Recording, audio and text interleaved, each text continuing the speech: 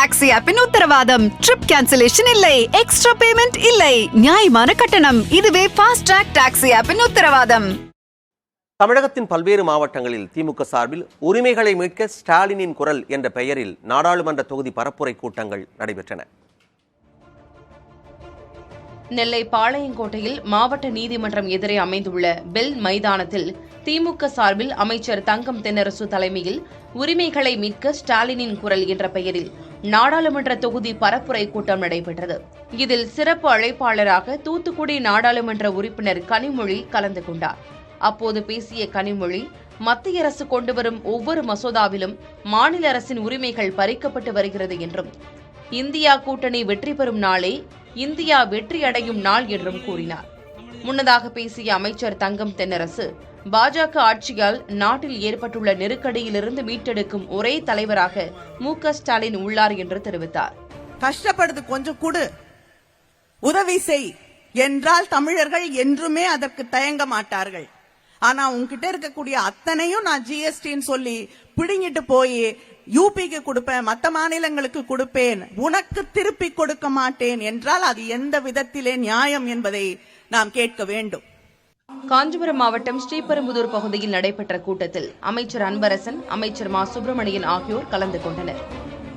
அப்போது பேசிய அமைச்சர் அன்பரசன், கருப்பு பணங்களை கைப்பற்றி ஒவ்வொரு குடும்ப வங்கி கணக்குகளில் 15 லட்சம் ரூபாய் செலுத்தப்படும் என மத்திய அரசு தெரிவித்தது என்றும், இதுவரை வங்கி கணக்குகளுக்கு பணம் வந்து சேரவில்லை எனவும் கூறினார்.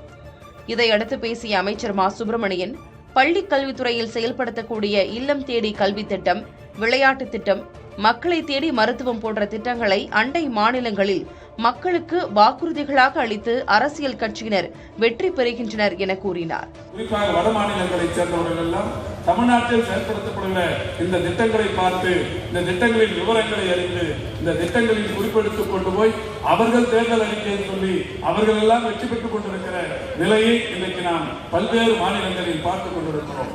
அதனால்தான் மாண்புமிகு தமிழ்நாட்டின் முதலமைச்சர் அவர்கள் இன்றைக்கு இந்தியாவுக்கே ஒரு வழிகாட்டும் தலைவராக இன்றைக்கு பரிணமித்து வலம் வந்து கொண்டிருக்கிறார்கள். நாமக்கல் மாவட்டத்தில் தென் சென்னை நாடாளுமன்ற உறுப்பினர் தமிழச்சி தங்கபாண்டியன், முன்னாள் அமைச்சர் செல்வ கணபதி, MP ராஜேஷ்குமார் உள்ளிட்டோர் கலந்து கொண்டனர்.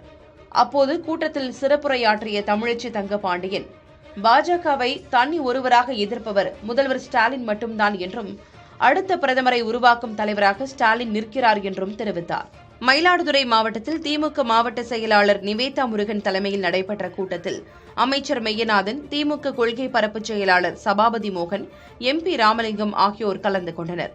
அப்போது பேசிய சபாபதி மோகன், மக்களவைத் தேர்தலில் தமிழ்நாட்டின் 39 தொகுதிகளிலும் திமுக குறைந்தது 3 லட்சம் வாக்குகள் வித்தியாசத்தில் வெற்றி பெறும் என்றும், 10 வருட பாஜக ஆட்சியில் பண மதிப்பிழப்பு, GST போன்றவற்றால் நாட்டு மக்கள் பாதிக்கப்பட்டுள்ளதாகவும் கூறினார்.